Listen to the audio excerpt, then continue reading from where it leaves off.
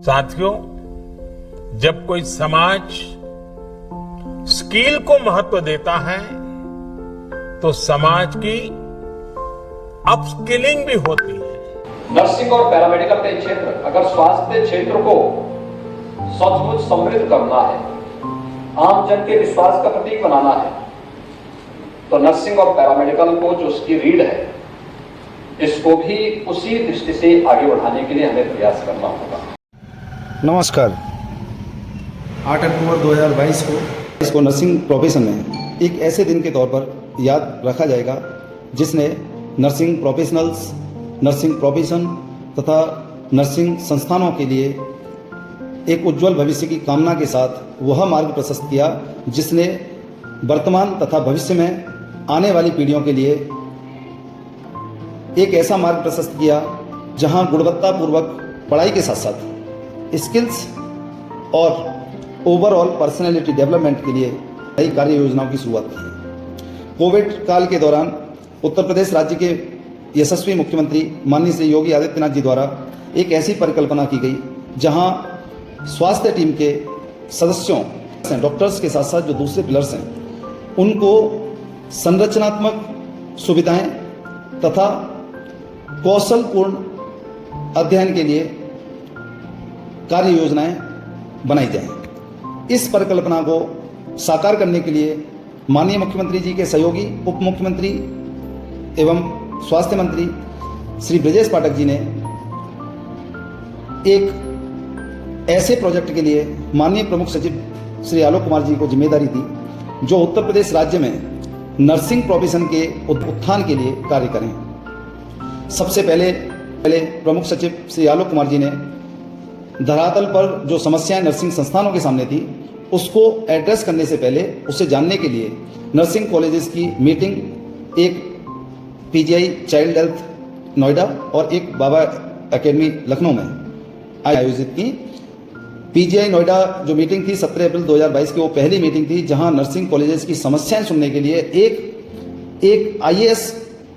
एक आईआईटीएन, एक और उससे भी बढ़कर एक प्रमुख सचिव,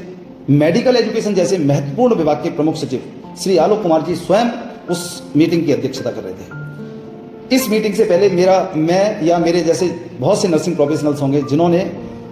कभी भी इतना करीब से सरकार को आपके पास आपकी समस्या सुनने के लिए आते हुए नहीं देखा होगा। उस मीटिंग में धैर्यपूर्वक जो समस्याएं, चाहे वो फैकल्टी की हो, चाहे कुछ कॉलेजेस द्वारा कुछ एल्योरमेंट हो या कुछ ढांचागत समस्याएं या यूपी स्टेट मेडिकल फैकल्टी के पोर्टल की समस्याएं या एग्जाम स्केड्यूल की समस्याएं,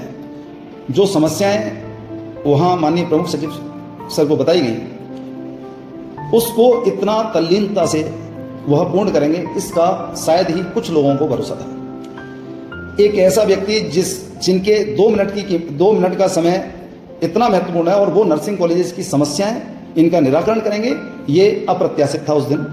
और मीटिंग के बाद एक ऐसी रूपरेखा हमारे अपने प्रमुख सचिव श्री आलोक कुमार जी तय कर चुके थे जिसके द्वारा नर्सिंग कॉलेजेस, नर्सिंग प्रोफेशन का उत्थान एक दिन जरूर से सुनिश्चित होना ही था, ऐसा उन्होंने निश्चित कर लिया था। एक बार अब उस पर क्रियान्वयन का समय आ चुका था और उस क्रियान्वयन में एक ऐसी कार्य योजना की शुरुआत हुई माननीय मुख्यमंत्री श्री योगी आदित्यनाथ जी के कर कमलों द्वारा 8 अक्टूबर 2022 को, जिसको नाम दिया गया मिशन निरामया। और जैसा कि इसके नाम में प्रदर्शित है वही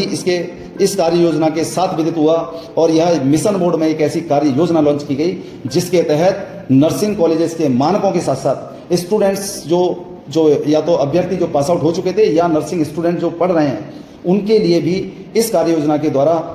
निरंतर प्रयास किया जा रहा है और किया गया। मिशन निरामया के तहत ही नर्सिंग प्रोफेशन के साथ साथ नर्सिंग संस्थानों की जो व्यवहारिक परेशानी है उसके लिए हर एक मंडल, हर एक रीजनल सेंटर्स पर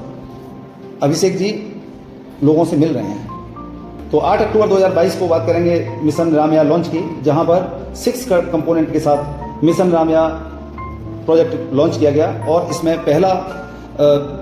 कंपोनेंट था मेंटोर मेंटी मॉडल। जिसके तहत उत्कृष्ट संस्थानों का चयन किया जाना था और उन संस्थानों को दूसरे संस्थानों को मानकों को सुनिश्चित कराना था। मेंटोर मेंटी मॉडल में ही निरीक्षक दल द्वारा पहली बार एक ऐसा निरीक्षक दल जो आपके संस्थान में कमियां हैं, कमियों को गिनाने के लिए नहीं, उनमें सुधार लाने के लिए जो जरूरी जो कंपोनेंट्स हैं उनको सुझाने के लिए आए थे। फर्स्ट फेज था मेंटोर मेंटी मॉडल का। उस फेज के दौरान हमारे यहाँ जो निरीक्षक आए,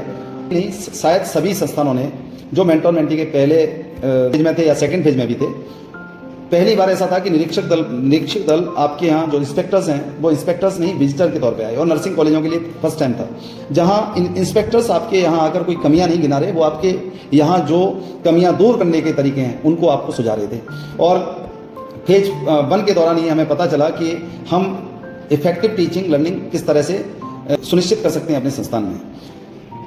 दूसरे कंपोनेंट की अगर हम बात करें तो वो परीक्षाओं में शुचिता, जिसमें माननीय मुख्यमंत्री योगी आदित्यनाथ जी ने सिर्फ नर्सिंग ही नहीं, उनका किसी भी जो स्कूल के जो 10th 12th के जो बच्चे हैं उनके लिए भी नकल विहीन जो परीक्षाओं का उनका उद्देश्य है उसको नर्सिंग एजुकेशन में भी उन्होंने सुनिश्चित करने के लिए जो मार्गदर्शन दिया उसको हमारे अपने प्रमुख सचिव साहब ने सुनिश्चित कराया CCTV सर्विलेंस के द्वारा। जहां पर सप्लीमेंट्री एग्जाम में जब मिशन निरामया लॉन्च हुआ तो उसके बाद जो संस्थान नकल कराते हुए पाए गए और या उस सर्विलांस सिस्टम के साथ कोई छेड़छाड़ की तो उन संस्थानों के खिलाफ कार्रवाई हुई। तीसरे कंपोनेंट की अगर बात करें तो वो आपका करियर काउंसलिंग था, जिसमें नर्सिंग कॉलेजेस अपने आसपास के 5-5 स्कूलों में जाकर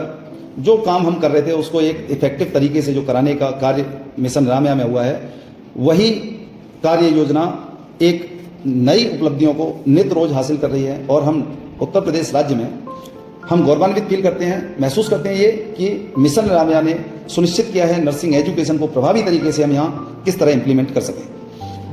फोर्थ कंपोनेंट जो मिशन निरामया के तहत था वो करियर अपॉर्चुनिटीज, जहाँ पर पिछले 1 वर्ष के दौरान लगभग 6000 गवर्नमेंट वैकेंसीज, गवर्नमेंट नियुक्तियाँ हुई हैं। और ओवरसीज़ की यदि हम कंपोनेंट की बात करें तो वहाँ OET और एवेक जैसी संस्थाओं से जो ओवरसीज रिक्रूटमेंट देखती हैं उन संस्थाओं के साथ MOU साइन हुए हैं। इसके साथ साथ जो 6th कंपोनेंट जो कि बहुत ज़रूरी कंपोनेंट की बात हम करेंगे, जिसने प्रेरित किया है नर्सिंग कॉलेजेस को आपस में एक हेल्दी कंपटीशन के लिए, वो है QCI रेटिंग सिस्टम, जहां क्वालिटी काउंसिल ऑफ इंडिया द्वारा उत्तर प्रदेश राज्य के सभी नर्सिंग संस्थान जो 2022 से पहले संचालित हो रहे थे उनकी रेटिंग प्रणाली द्वारा एक रेटिंग निश्चित की गई। और उस रेटिंग प्रणाली को हाल ही में हमारे माननीय मुख्यमंत्री श्री योगी आदित्यनाथ जी द्वारा लॉन्च किया गया। और उस रेटिंग प्रणाली के साथ साथ यह सुनिश्चित हुआ है कि सारे संस्थान अपने दूसरे संस्थानों से प्रेरित होकर, चाहे वो मेंटोर मेंटी के द्वारा या जो मानक निश्चित किए इंडियन नर्सिंग काउंसिल द्वारा, यूपी स्टेट मेडिकल फैकल्टी द्वारा जो रिवाइज रेगुलेटरी बॉडीज जो कार्य योजना दी जा रही हैं, उन्हें प्रभावी तरीके से पूरा करने की जो प्रक्रिया है उसे इन 6 कंपोनेंट के अलावा मिशन निरामया चूंकि फिक्स माइंडसेट के साथ नहीं लॉन्च किया गया था, कंटिन्यू प्रोग्रेसिव है। अतः निरंतर जो पॉजिटिव, जो सकारात्मक जो कदम लिए जा रहे हैं, जो स्टेप्स नित्य रोज लिए जा रहे हैं, वह और ज़्यादा मार्ग प्रशस्त करेंगे मानकों के निर्धारण तथा नर्सिंग प्रोफेशन के उत्थान के लिए। जिस टीम का निर्देशन और जिस टीम के मार्गदर्शक एक ऐसे IAS अफसर जिन्होंने उत्तराखंड राज्य को सिडकुल जैसी संस्थाएं दी हों, वह नर्सिंग उत्थान के लिए दिन रात जो प्रयास कर रहे हैं तथा उसमें उनके टीम मेंबर्स यूपी राज्य की एक तेज तर्रार IAS अफसर श्रीमती दुर्गा शक्ति नागपाल जी, जिस टीम में विशेष सहयोगी के तौर पर हों, जहां पर UP state medical faculty, Atal Bihari Vajpayee medical university तथा इंडियन नर्सिंग काउंसिल के साथ भी